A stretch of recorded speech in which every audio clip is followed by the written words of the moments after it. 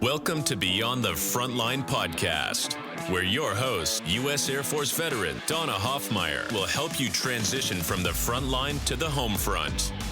Listen every other Wednesday as we'll bring great conversations, resources, tips, and feel-good stories that will resonate and relate.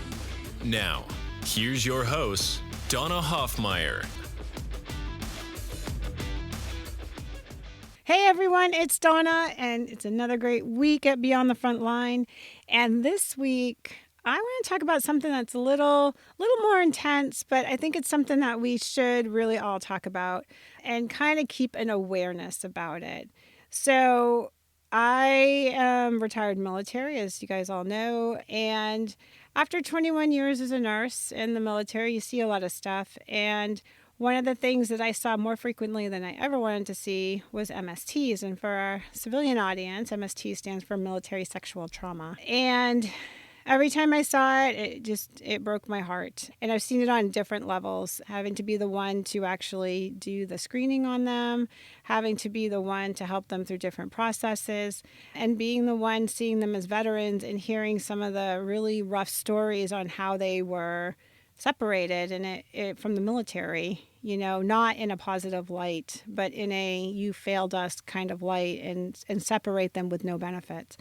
So, with every rough story, there's always a silver lining. I'm a diehard idealist, and I do believe that there is good that comes out of even really rough things. And that's one of the things we're going to talk about today is what happens when you had some rough times and you make the choice to make a change. And so I brought one of those change makers, I brought one of those change makers on to be on the front line, and her name is Stephanie Gattas.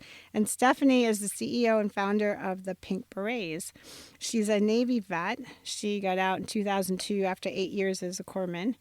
And she's going to talk to us about her story and how she got to where she was to where she is currently. And then we're going to talk about the Pink Berets and all the cool things they're doing today. So welcome, Stephanie.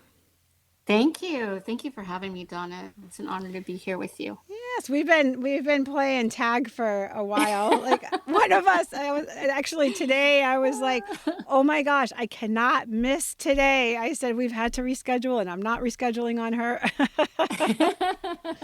We got this. Yes, it's happening. It's really happening. I know. So let's kind of just start your story. I'm going to let you take where you were. You can go back as far as you want. You can talk about your service, where you got out, and then your journey to where you are now as the Pink Berets. Thank you. Thank you so much. Wow, that's going to be a lot to unpack here, I think. You can pick whatever you want out of that. Sure. Well, I think it's important to highlight the fact that this organization was founded on the premise of knowing that women like myself needed support. Early on, there wasn't really anything out there that addressed post-traumatic stress in women. I think it was still heavily stigmatized. I think military sexual trauma was heavily stigmatized. It was actually a conversation nobody wanted to have. And as a survivor of MST, it was one of those things where it was like, hey, listen, we have to talk about this. We have to start navigating the changes as it applies to women who are needing a profound level of help when it comes to addressing their mental health. And when you think about post-traumatic stress, I don't think back then they thought about MST very much. They just thought depression, anxiety, panic attacks. But really, those were like the comorbidities that were attached to the traumatic experience that was military sexual trauma. Right. And those are the very things that we're trying to highlight, the very things that we're trying to discuss. It's like, hey, you want us to attach ourselves to an organization that primarily addresses post-traumatic stress in men, but you're not taking into account the needs of women. And now you want to put women in the same room to discuss military sexual trauma. That's a problem. Right. Wait, so let me ask this. When you were were you getting out because of the situation you had, because of the MST? Were you getting out because you're like, I'm done? What was your exit out of the military? Like, was the MST influential on that, or did you not know it at that time that you were having a response? And I guess let me reframe that in a better way. Sure. I've seen many times people that are dealing with things like PTSD and anxiety and depression, right? There's a why behind that, and people will write off like a lot of different things, like, oh, my job's stressful, or, oh, I had that bad deployment.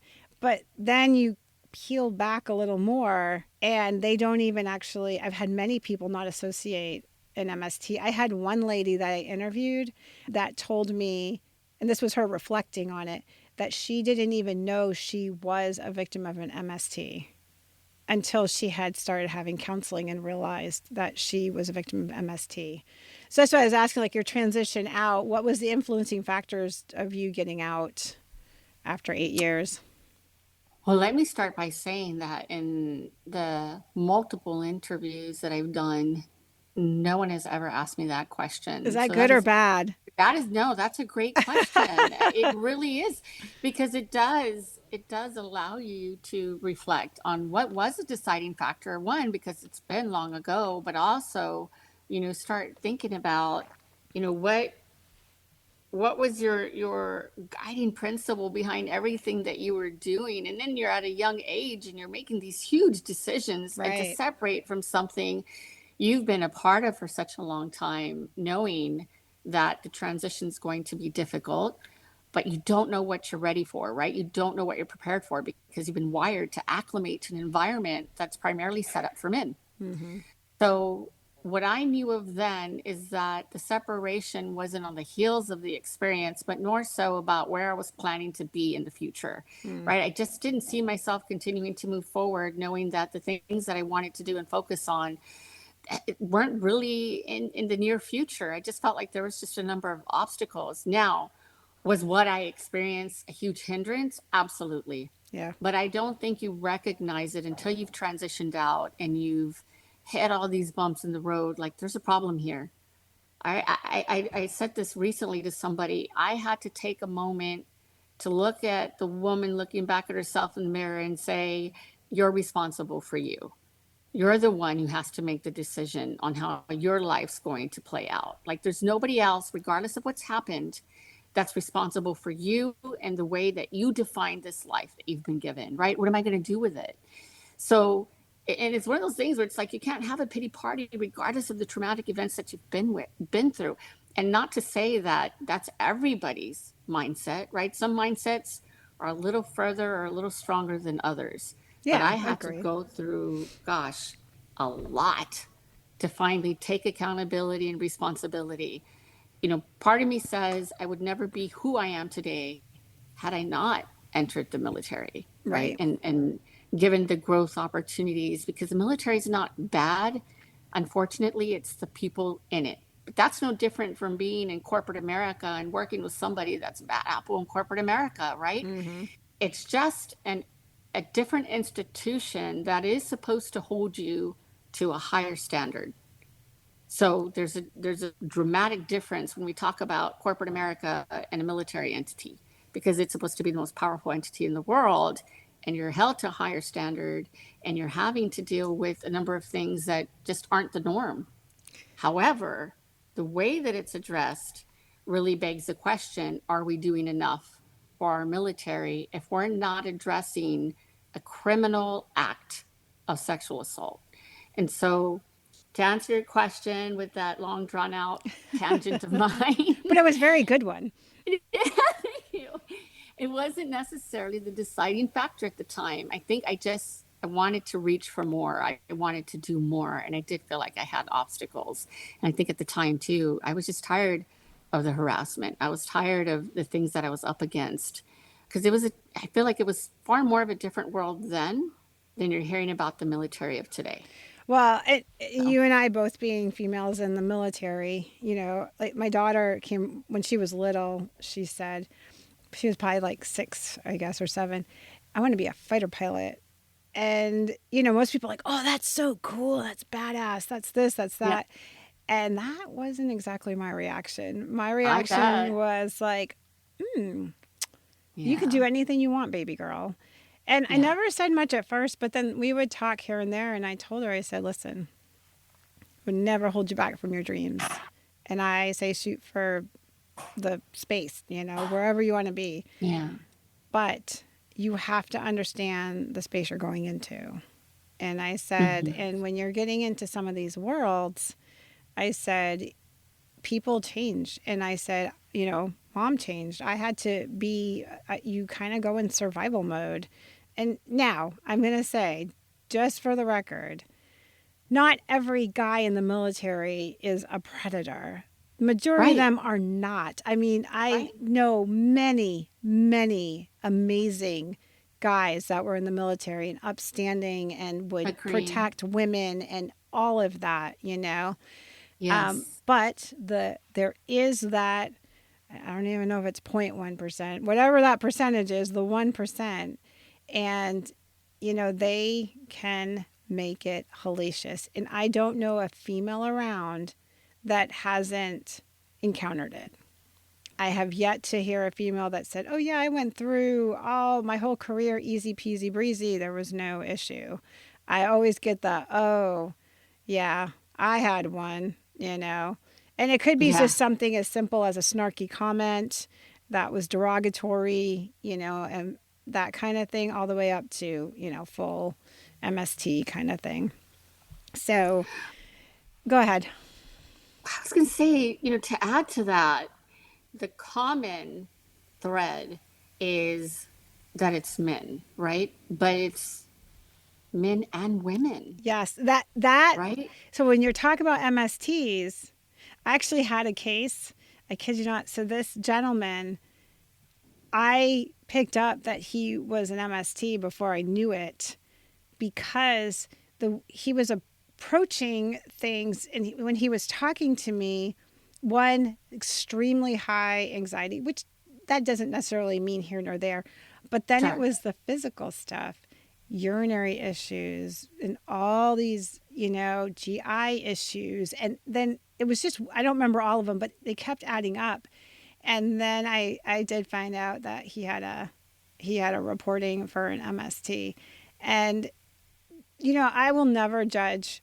Trauma is trauma. You know what I mean? Like nobody's worse or better or lighter or less or, whatever. It is your trauma. And whatever that did to you, that is what it is. It stands, right? So there is no quantifying or, whose is more or less. But I will say some of the story, and I've heard a lot of stories, and a lot of veteran or a lot of military had told me their story. And the men were just they I don't know what it was, but they were the most intense stories. They were the most, like, you wouldn't believe it stories. Yeah. Yeah. It That's that's the thing though, to add to your point, is that it is not gender specific. No. And yes, you have more women that come forward and speak to MST, but think about how long it's taken them to come forward, right? And Yeah. so I think that's why you're seeing more men speak up now as well, because it's like, okay, we are in this period of time where we're able to come forward because things have changed, right? Yeah, The rules have there's more changed to keep up. acceptance. Yeah, there's more, you're not weak or not any of that. I had a Vietnam veteran actually make a comment. Somehow MST, the word came up or something, and he looked at me and goes, Donna, you know about MSTs? I'm like, oh, more than I want to know. And he's like, And he goes, I'm glad you're helping them. He's like, they didn't get me. And I just looked at him and I said, Oh, wow. I'm not sure what that means. And he goes, they tried. He's like, but I fended them off and they didn't get me. And I didn't ask. I don't ever try to ask details or anything unless that's on them. So I didn't ask anything else. And I was like, I just stepped away like, whoa, what just happened here? Yeah. And he just out of the Yeah. blue came and told me that. He was, yeah. So I was part of a series, it was a couple of years ago, and the series was based out of South Carolina. So I was interviewed and then invited to participate in this series. And I just remember speaking to the host. Her name was Stacy, and it just held her in such high regard. Yeah. She's a photographer. She was a Bronze Star recipient. I Oh, mean, just a wow. complete badass, right? But humble and kind natured. But the things she had seen and been a part of, right? Because she was attached to a special ops unit and took Mm-hmm. photographs of those instances where Oof. they were on a mission. So if you can only imagine. Yeah. And, her highlighting these issues behind military sexual trauma, which I still think is a very lenient terminology to use. Yeah. I met another woman during this series. Her story was over 50 years old. Yep. Like, if you just take a moment to think about that for a moment, this has been happening for eons. Yeah.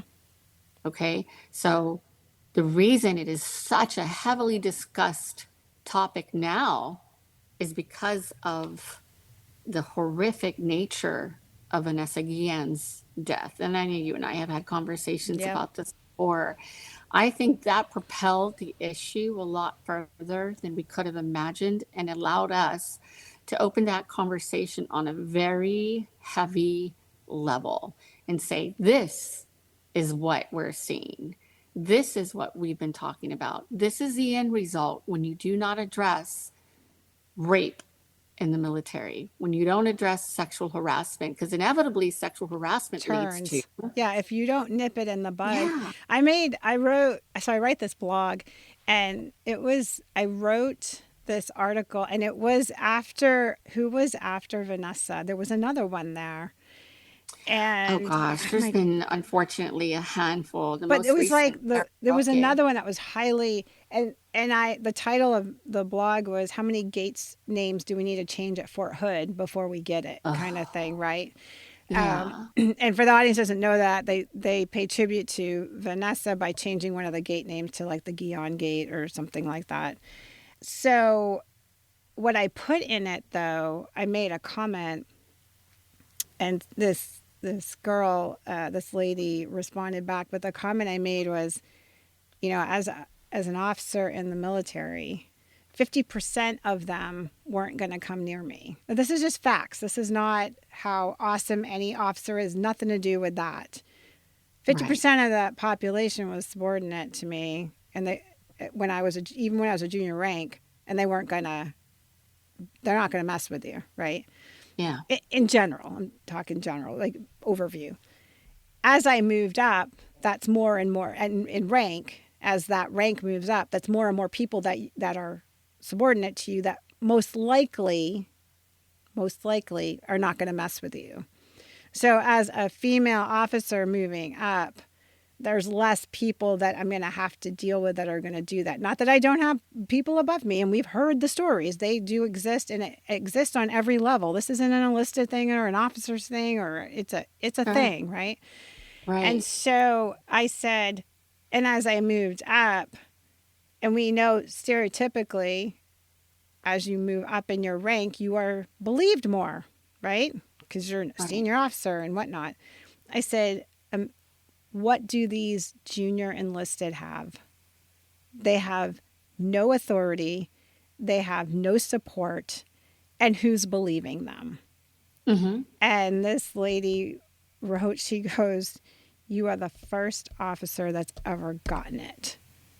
Yeah. And I was like, and I almost didn't put the statement in there. I actually had my husband read. I'm like, should I put that in? Am I kind of baiting too much? And he goes, no, you should put that in there. I said, I'm not, Absolutely. I wasn't trying to do that I'm not being boastful. It has nothing to do with that. It's just the facts.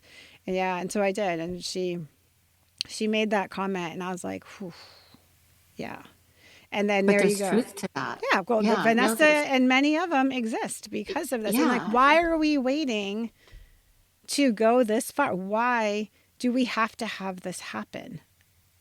exactly. And I Why? think that's the case in point, right? Is that when do you feel it's a necessary conversation, and how terribly does somebody have to be murdered, Yeah. right, for you to raise the flag and say this is an issue? Because the prevalence of sexual assault in the military hasn't changed in terms of the needle moving Nope. forward as much as we would like, right? We're saying we're entering 2025 and we are still Dealing with it. fighting the issue of MST. And listen, it's happening internally, but then we're also dealing with the aftermath Right. of this. And now you're seeing an increase in those that are needing support, whether it's their veteran benefits because of their mental health, or to have the ability to sit and talk to somebody about what it is that they're experiencing and not truly understanding why they're feeling the way that they're feeling, right? So there's just a myriad of things that we know could go wrong when it's left unaddressed. I like to point back at myself and say I'm a walking, living, breathing example of what happens when you leave it unaddressed. And I'm going to pause for a moment because Murphy's Law, my dog would start barking when I'm having this conversation. I'm going to let him in real quick. Thank you so much for interrupting, Bentley. I appreciate you. That's okay. Mine, when she sees me go in the room, she goes over to the other room. She knows, like, okay, sorry, Mom.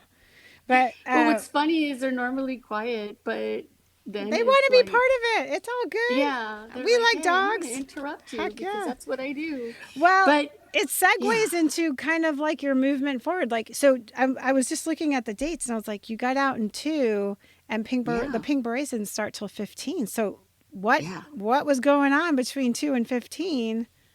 Because obviously you didn't come out and go, hey, because you didn't get out because of the MST, so that wasn't on your head, or on your right. head, in your mind, So what was that journey? Oh my gosh. And thank you again for asking a really good question because, yeah, in that time period, there was a lot of roller coastering. Okay. It was a lot of ups and downs, is what I like to say, because I wasn't yet familiar with that diagnosis. I didn't know what was happening to me. What I did know was that I was awfully aggressive. I was falling forward on so many different occasions that I just couldn't put my thumb on it. It was like, man, why do I keep landing in the same place? You know what I mean? Like I would do okay and then I would do terrible. I mean, I felt like at every turn in life, I was just failing.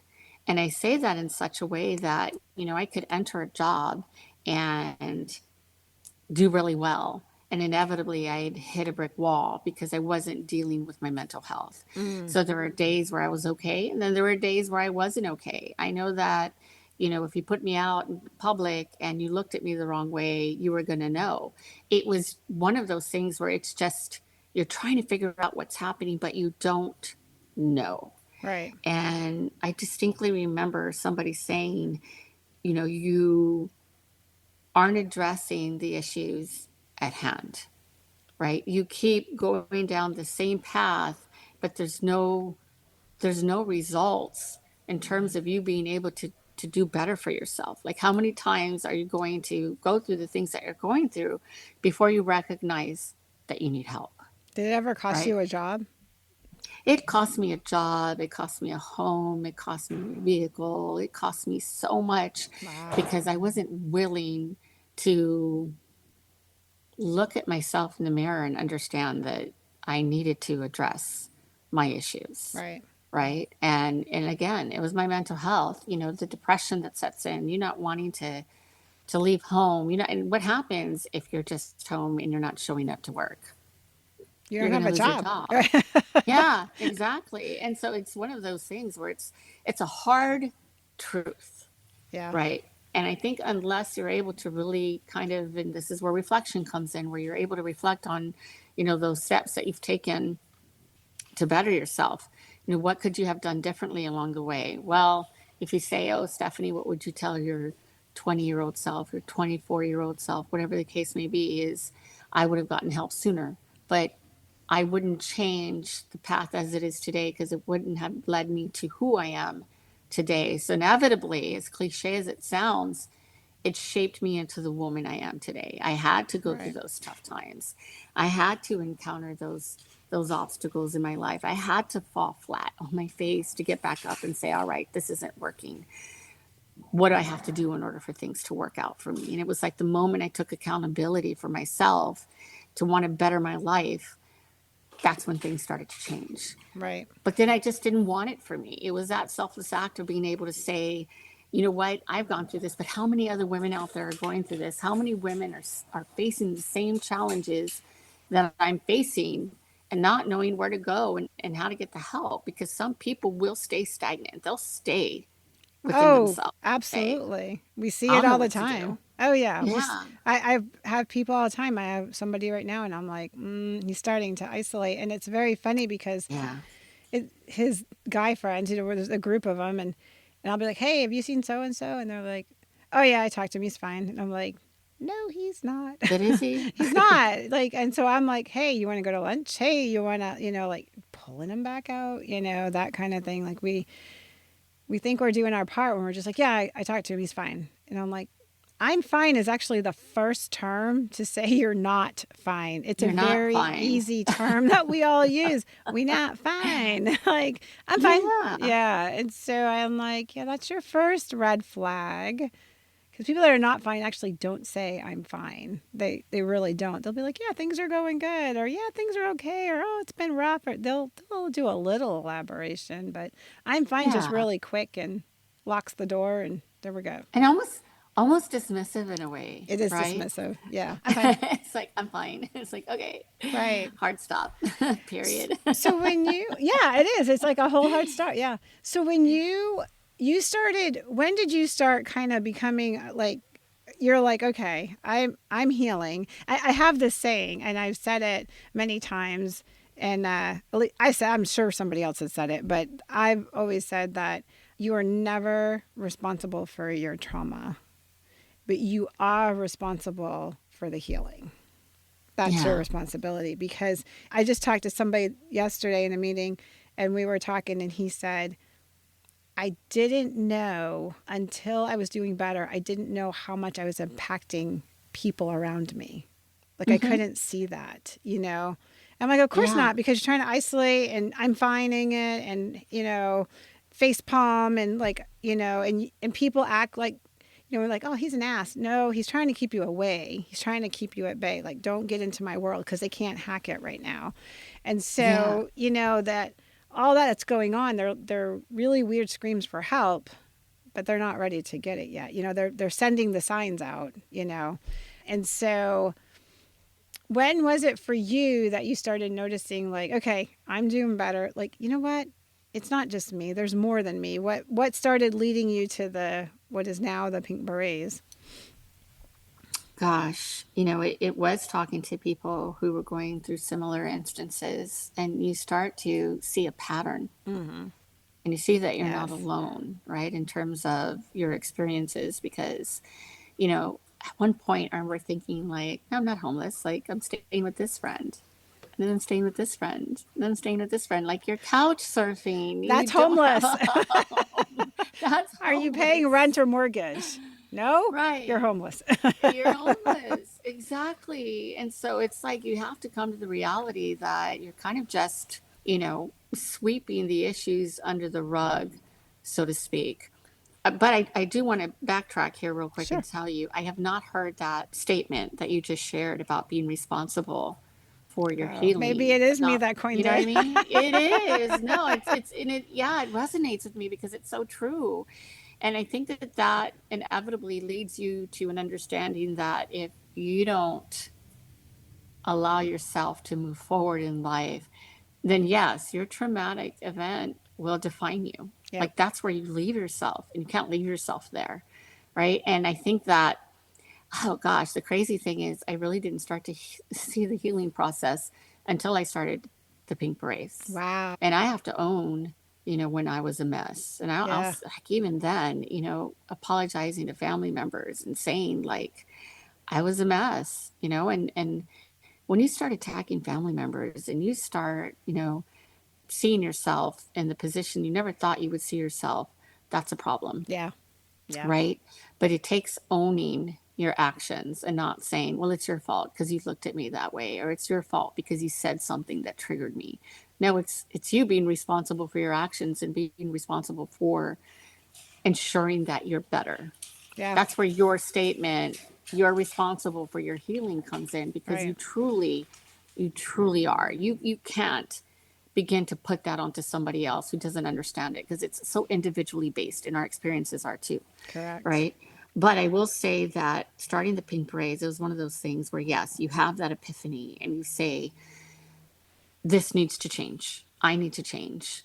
Something in the system needs to change. And I remember my best friend at the time, his name's JJ, he had told me, like, if you build it, they will come. And it was true. You could not have been further from the truth, right? It's a very intelligent individual. And I remember thinking just something as simple as his statement, thinking he's right. I just need to build it. I just need to make it happen. And I did. I started the research. I started recruiting the professionals that would help me move this mission forward, right? Like, who has experience and certifications or licenses? Like, who are the people that are going to help me build the Pink Berets, right? Who is going to help me navigate what equine therapy looks like? Who's that chef who has, culinary expertise to lead a culinary arts program? Because there wasn't a culinary arts program at the time, that I can tell you. So it was kind of a beta test to, can this impact mental health? Mm-hmm. And kind of just allowing ourselves to get the feedback from the women, and identifying, is this helping you? Is this something you think you needed? And we just kept hearing more and more, this is my safe space. This is something I didn't know I needed. This is something that always should have existed for women like me, because they didn't feel understood. They didn't feel like somebody truly understood where they were coming from when they talked about not being able to move past their military sexual trauma, right? So there's one thing to say, I'm going to a therapist and I'm taking ownership of this traditional therapy that's out there. But what happens post traditional therapy methodologies, How do you right? keep it What do you going? do with it? Yeah. Right. How do you continue doing that? And we're accustomed to that camaraderie. We're accustomed to having each other's back. We're supposed to be. Yeah. We're accustomed to being able to say, hey, like, we're going into this together. Like, we signed up for this. We said we're going to protect our country. So when we separate, that mindset is still inevitably shaping our persona, right? It's okay. We're going at this again. Now we're going to tackle these issues. We're going to tackle them together. And it's easier to say you have a woman next to you who understands the experience because she had a similar instance or a similar experience when it comes to MST. So now you feel understood. Now you feel seen. And now you're both taking part in this journey to help you move towards a better life, right? You don't know what it's going to look like. That's the cornerstone of our hope is, will this change my path forward? So you bring up a really good point. When I was in the military, I'd help the Guard and Reserve. We were helping them get the medical care that they needed, because a lot of people don't realize, they come back from deployment or come back off orders, and then if there's anything broken, the military is like, oh, you're not on orders, we can't help you.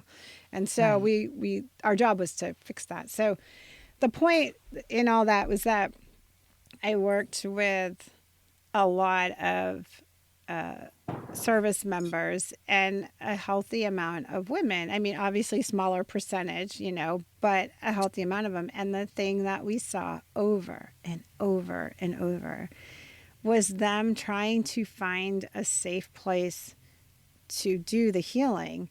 So, I'd get the call, okay, I'm in group therapy. And I go, are you in a women's group? No, this is men and women, and I don't feel safe. Like, I don't. Yeah. So these are a challenge we'd have to overcome. It would be a mixed group, and some women were okay, but many of them were not if it was dealing with an MST. If it wasn't, then they were fine. Or they would get in a group, we go find a group of women, and just for the audience to know that the military does not have an excessive amount of mental health care. They can do your garden variety, like anxiety, depression, PTSD, anything that, and I say PTSD, like anything that can be handled with therapy 1 day a week, maybe two. Two's like the high end. But if you need more than that, like we have to refer out, like we have to go find on the civilian side. Mm-hmm. And so then we would go find, I'd be like, okay, we've got this place. And they would have group therapy and they'd be like, okay, so I'm sitting here with a bunch of women and I do not understand what their issue is. Like it was so different, their trauma versus their trauma. Then they're trying to relate to them and they're like, I can't relate. And so now they still feel alone, even though they're amongst women. And then some of them are just like, must be me. I'm broken. Like I just can't assimilate anywhere. I suck. And people will let them go believe that too, by the way. They'll just be like, oh yeah, see, you're difficult. And it's like, no, it's not the right treatment for you. So it was really hard for them to find that place. And women military groups are not a lot. And so that's where Pink Berets comes in. What do we have here, Stephanie, with the San Antonio Women Veteran Coalition, or there's like a women's, and I see these different, there's Combat Boots to Red Bottoms is another group. There's these different groups that they're trying to bring the women together to give them that space that really doesn't exist out here yet. And we'll talk about that later. But because I know your mind, I know where you guys are going. So anyway, so back to you. So back to that you started seeing this and then people are like, well, do it. So when you started finding all these people to come together, what was the ultimate focus? Like, were you just trying to bring women together to help them heal? That was the ultimate mission? Or was it something specific, getting them specific mental health care? Or what was the initial idea? It was moving towards a holistic therapeutic approach. Yep. Right. I knew early on I didn't want medicinal intervention. I knew other women that had been diagnosed and prescribed meds, and it just didn't seem to help them. Mm-hmm. And it was a common thing. One was just like, well, now I'm sleeping all the time. Another one's like, oh, I feel like a zombie. And another one was like, I'm gaining weight. And it was like nothing good was coming from these women being prescribed these medications. Right. And so for me, it was like, there has to be an alternative. There has to be something that would, something better. And I distinctly remember talking to friends who were still serving that was like, man, if there's something like that in existence, I would feel better about getting out. You know what I mean? And that was the thing, is that there wasn't really a whole lot out there. And I think when I was doing research, the organizations that I met with and read about were your San Antonio women veterans, or women veterans of San Antonio. WVSA. Yeah. I remember early on thinking like, wow, there's a group out here that's bringing women together. And at the time, it was more of a social aspect, but they were very heavily involved in the community. Yeah. Right. They were helping the community. And I was inspired by that. Like, wow, they're out here doing something great. And then I remember meeting somebody named Lolly from Grace After Fire and just being just enthralled, right? Like she was just this person who just had such compassion for her sisters in arms. And I was like, that's what I'm looking for. Like, I'm looking to bridge the gap between the social aspect of what brings us together and this holistic approach to mental health, right? Like bringing it for them, giving women the opportunity to decide what their journey looks like, what their health looks like, instead of somebody prescribing something and then saying, go get it filled at Walgreens or CVS or wherever they may go, right? And saying, take one pill a day and you should start seeing a difference in a couple of weeks. Whatever the case was, that wasn't the life I wanted to sign up for. And it just became a common conversation amongst other women where it was like, yeah, I don't want to sit at home and just take medications. I don't want to mask, these issues. I want them to go away. Now, it's not to say it's going to go away, but what can you do to help you feel better about what you're doing for yourself? And it felt like providing these outlets, whether it was our Women Warriors on Water retreat, right, which was fishing excursions or paddleboarding or canoeing. We knew we needed to take it to the outdoors. So equine therapy, now we have archery, we have a boxing program, culinary, which was something that really allowed people to just be present, be in the moment. Mm-hmm. So we looked at a lot of different factors, what was helping these women come to the table and focus on themselves, not on everything around them, but what are they doing to be able to fill their cup? And so I just saw more and more often how they'd show up, but then they were also relieved that they weren't the only one. And so we just started to see it more and more where they were like, wow, I found my tribe, or I found my people. Now, let me preface the next statement by saying we are not for all women, right? We may have women that come in and like, this isn't for me. I'm out. I'm looking for something else. Yeah. That's okay. That's okay. That's okay. The fact that you're out there trying to look for something is a way forward. Yeah. Right? That's a step you're willing to take. More power to you. We're not going to be for everyone. So, in all the things that we do, if you find that we're not the best fit, I still implore you to continue looking for one that is, because there's a lot of amazing organizations out there. There's a lot of amazing women and men that are really trying to help other people get to the next phase of their journey. Correct. Right? I think it's really important that you said that, though, because we do not know the word no. And I say that across the board, not just women, like across the board when we come out of the military. And it was a aha moment for me when I was out of the military and somebody found me like on Instagram or something. And I think I've told this story in probably another podcast at a time, but the lady said, I want to meet you. She wanted to talk to me about the book I wrote. And I was like, okay. And so we met. And initially I thought, some commonalities and, good connection. I'd only been out of the military like 3-4 months at this point. And the long story short, she wanted my book to market it with hers as this like joint venture thing. Mm-hmm. But I'm one of those people, like, I'll meet you and we can pitch ideas and do all that stuff. That's great. But I kind of got to get to know you. And so I will want to talk more. I'll like, hey, let's go to lunch, or let's talk, or let's go on Zoom, or whatever it is. Like I have I have to build that relationship first before I kind of get into any heavy business stuff. Sure. And that's not everybody, but that's just kind of how I work. So anyways, I was reaching out to her. I'm like, hey, could you look at this? Like I asked her to look at a flyer or something, and she wouldn't respond. And I'm like, okay, maybe she's just busy. And then I would want to talk to her about things, just in general. And it was just very interesting. Well, then the person was coming out for an event, and I was trying to help them, like, oh, let me get you connected with the base or whatever. And she just kept making really odd comments, like, oh, first one there, first one to get them wins. And I'm like, I'm not in a race with you. I'm just trying to give you details. Like I'm like right down the street from the base, Anyways, so this went on, and I'm like kind of stressing out. I'm like, what the heck? And then somebody says to me, I was telling them about it, and they're like, you you can like say no, right? Like you can just not engage. And I went, what? And it sounds so silly every time I say it. I'm like, that's an option. You're right. Because in the military, if you get stuck with a bunch of yokels, you're like, God blessed. But you're stuck with the yokels until either you're moving or they're moving. That's it. Yes. You have to make something work out of that. So like, no is not an option to us. We have to get the mission done. We have to complete the whatever.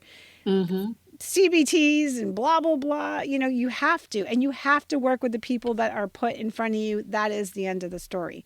You don't get to walk unless you're literally going, I am 7-day opping out. I am separating immediately or whatever. So it doesn't occur to us when we get out that we can say no. And it doesn't have to be in a dramatic way. For me, it was just not reaching out and not answering things anymore. Like when she sent stuff, I just didn't respond. It was no big deal. And she went away and life moved on and we were fine. I don't hate the person. We just didn't resonate. And so I was like, okay. It never occurred to me that we can do that. So come out here. And now when you make the comment, we're not for everybody, the fact that somebody identifies that it's not for them and they say, I choose not to be here, is kind of a big deal, because they're Yeah, actually now advocating for themselves, which is like when absolutely. I talk to veterans and I tell them, like, look, I was a nurse for a lot of years.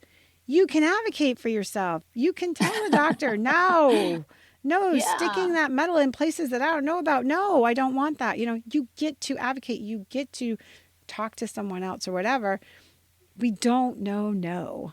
So the fact that you said that, I'm like, very good point. We have to learn that It is. it's not, you don't have to get handed what, because we get handed stuff. Here's your dental appointment. Boom.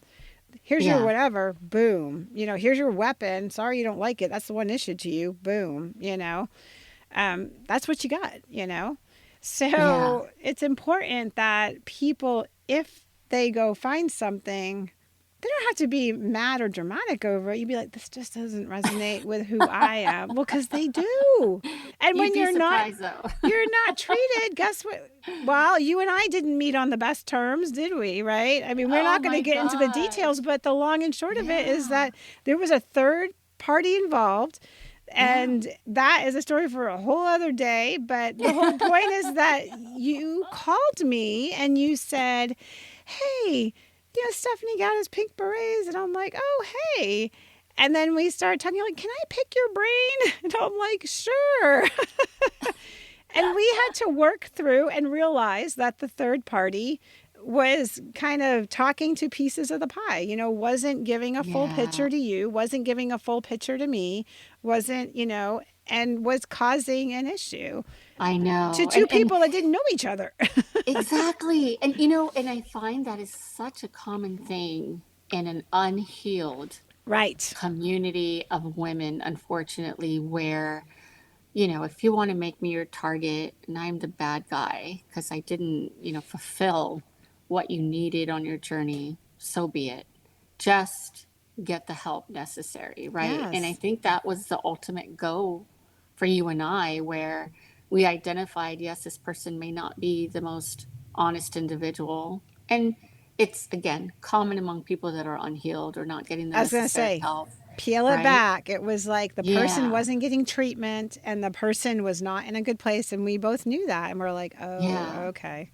Yeah, right. You see the forest for the trees all of a sudden. It's Right. not that the individual is a bad person, it's that they need more help than we could probably give them. And that's where, as leaders, we have to come to the realization that we aren't going to be a one size fits all and that somebody's going to need more than we can offer. And that might be, the Wounded Warrior Project, or that might be Grace After Fire. Endeavors or, yeah. Right. It might be, a company out there or a nonprofit out there that could possibly fit what Well, they need to I think heal. it's important to highlight too, the Pink Berets is not clinical, right? And when Right. I say that, and just for the audience to define that, when we say it's not, we're not clinical or they're not clinical, meaning that they don't have therapists right there. You don't go into an office and see a therapist. You are not Hmm. going to a doctor for the broken bone. That is That's clinical. right. That's diagnosing. That is literally, here is the treatment from a licensed practitioner, right? So when you Yeah. have these nonprofits like yours, like mine, like Grace After Fire, like whatever they are, and you say like we're practicing holistic care, these are people that are on a healing journey. And don't be surprised if you walk in the door and you're in not in a good place. Somebody could identify like, hey, you know what, maybe, you come to the cooking class and stuff, but maybe talk to somebody, maybe seeking Hmm. a therapist, because bringing Yes. people into a, what I call a low threat environment, and bringing them in there allows them to breathe, take a breath, kind of, Yeah. lower their defenses, and then be more receptive to other things they may need. So if somebody suggests it to you, it's not because they think you're nutso. It's because most likely they've been through it and they can see, but they may not be a clinical entity and say, hey, Right. Right. And thank you for highlighting that, because really the thought process was to design something specifically for women like myself who are navigating post-traumatic stress.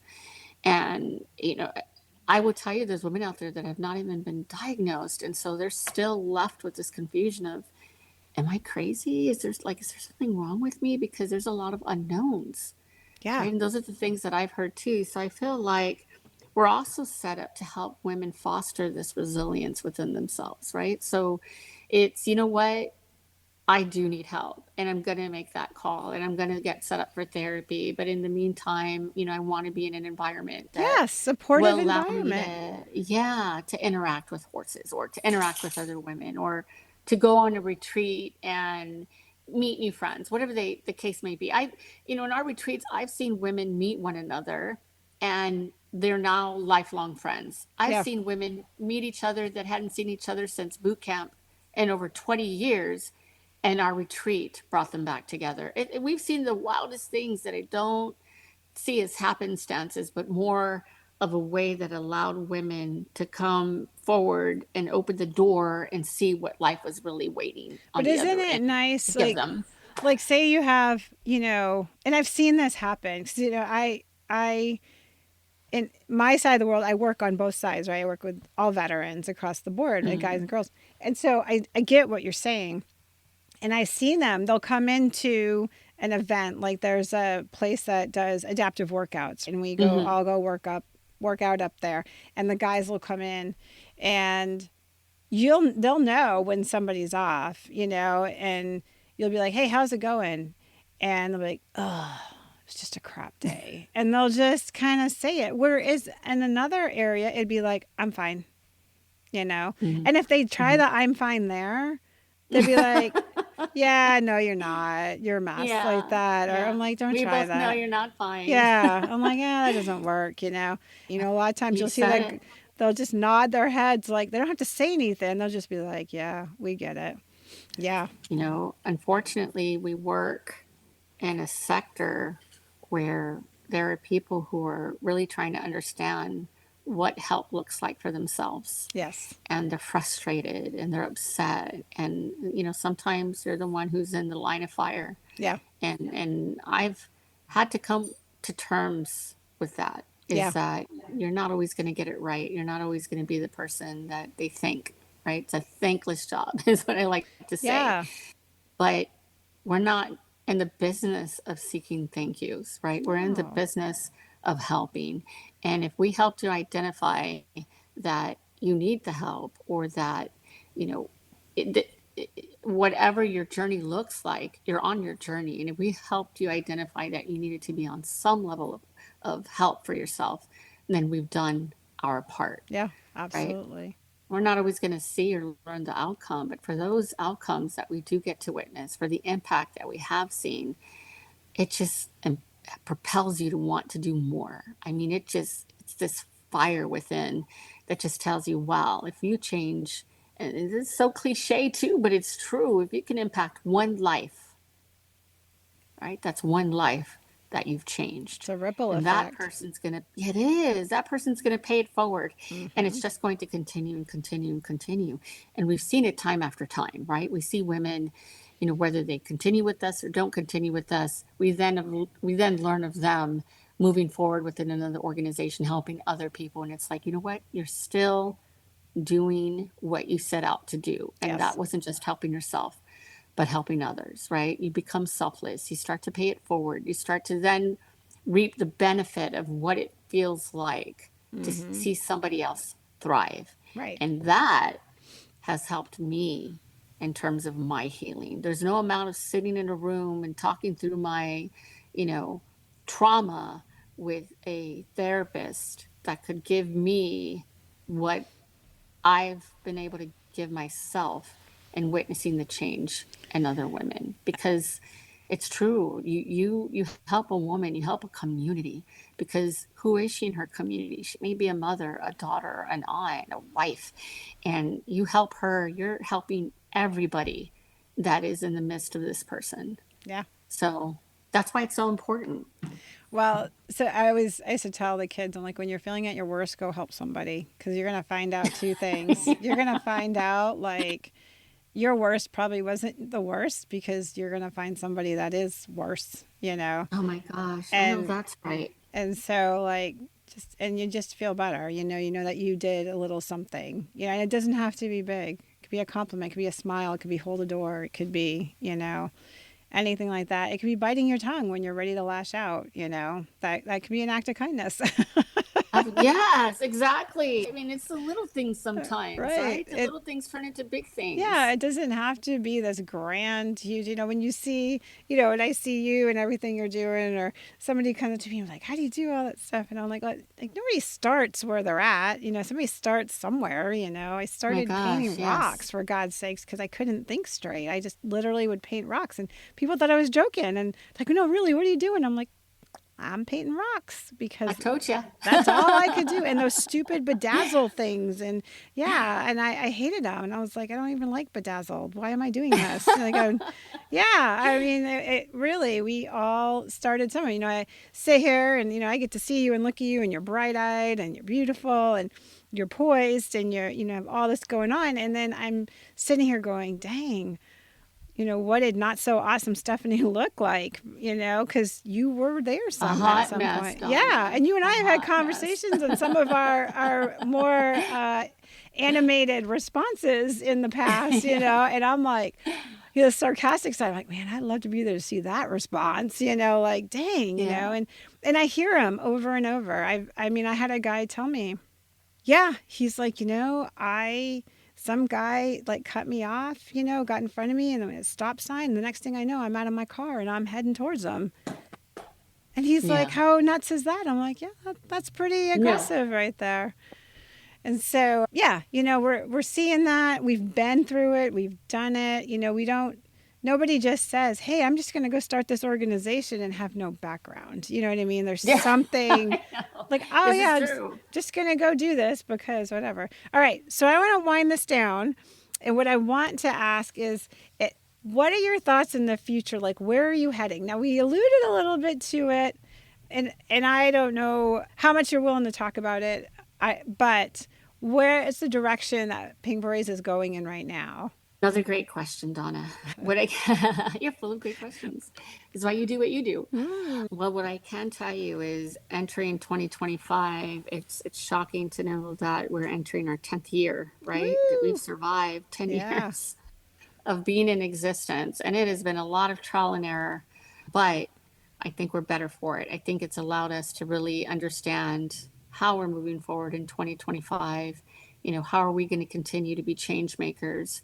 How can we continue helping other women and men, ironically, navigate, this world of PTS and MST, Mm-hmm. right? We're heavy in the advocacy space right now because we've also identified that in order for us to implement the kind of changes that we want to see at ground zero, we have to be at the forefront of those changes. And Mm-hmm. so for us going into 2025, we're heavily focused on advocacy, but we're going to continue our holistic approach with therapeutic programs. Our annual retreats that we do every year, those seem to be something that women really love to be a part of. We're going to continue offering our programs. We have what we call, especially for San Antonio, of course, a tamalada, which is an opportunity to make tamales and either keep them for you and your family or provide them to another family. That's going to be Oh, our nice. culinary arts program in December. So we're just going to continue what we've identified we do best and, continue engaging, continue navigating these rough waters. I know we're coming into a new administration. And so really we're just excited about the future and the things that we'll be able to do and the change that we'll be able to make. Awesome. Awesome. Where can people look for more information on the Pink Berets? You can learn more about us at our website, which is www.thepinkberets.org. Mm-hmm. And you can see what we have going on by following us on Instagram at the Pink Berets and on Facebook at the Pink Berets Mm-hmm. and on Twitter or X as we now X. know it. Yes. And it is the underscore Pink Berets on X. So, and that's really where you're going to find a lot of, what we have going on in real time is on our social media platforms. We have a great team that has a lot of experience in different arenas. So the engagement is good there. So, Yeah, we just thank you met. for asking. Actually, we'll give a shout out to. I just met Dr. Bernadine Martinez. Actually, Dr. Martinez. she Yeah, she's came out and fabulous. spoke at our one of the breakfasts that I run, and Yes. let me tell you, they were engaged. They pelted her with questions, Good. and then we had people bring in donations because it was November and we did a give back, and so Yeah. you guys received jackets. What I saw was jackets and blankets. I don't know. We carried a lot of stuff out and shoved it in the back of our car, Yes. but there was a lot of Yes. stuff. So yeah, she was really great, really, really nice out there. And yeah, Yeah, that's just one person on the team, right? And yeah, there's many people behind the scenes. I like to say we're not ostentatious in terms of the work that we do because we like to guard the privacy of the women that come to us for help. But the change makers behind the scenes, like Dr. Martinez and April Monterosa, who runs Live from the South Side, Alex Cisneros, Sandra Perales, excuse me. I want to make sure I let everyone know about her too. I mean, they've been around since the very beginning. And yes. I'm talking about, women like Liz Olson, who's in Kansas, Janine, who's in Wyoming, MJ, who's in South Carolina. I mean, these are people actively making change on behalf of the Pink Berets in their respective states. Like, if we didn't create something valuable, I don't think that we would have the kind of team that we have intact. And I I'm agree. I uber agree. grateful for it. So thank you for recognizing Bernadine, though. I mean, she's, again, Yeah, we're she was very blessed to have kind. her. Yes, Yeah. it's So, good. Good, good, good. All right. Any last thoughts before we wrap this up? really just, a big thank you for giving us a platform to talk about what we do and to bring awareness. I can't wait for part 2 to talk about the work that we're doing on the legislative side and those Yes. that we have alongside us who are also, just making big waves and policy. That's going to be So, another, yes. We're going to have a whole second podcast when Stephanie and I met. I always do pre-meets so we can talk about what we're going to talk about so we don't rabbit hole and make you guys all confused. That can happen very easily. And we realized there were 2 big topics. And so one now talking about the Pink Berets mission and Stephanie's journey to it. And then the other half is the legislative work that she's doing that Transition Warrior is starting to get into a little bit that we're kind of toying with. But she works at a very high level with the DOD. And we're going to get all into that on a whole different podcast. So I'm going to wrap this up. I think my final words are be curious, talk to people. There are lots of hands that are out there to help. If it doesn't resonate for you at that time or at that moment, or it's not your thing, it's okay. Go look somewhere else. It's not a problem. There is so much out there. And I know sometimes it doesn't feel like it, but simple questions can go a long, long way. So from all of us here at Beyond the Front Line and our parent podcast, Coming Home Well, we wish you guys an awesome week. Just please spread the word for us. Like, share, smash the button. Have a great, great week. Thanks for listening to Beyond the Front Line, a podcast of Coming Home Well. Join us every other Wednesday. And if you enjoyed this episode, please share it with others, post about it on social media, or leave a rating and review. Thanks again. And until all are home and all are well.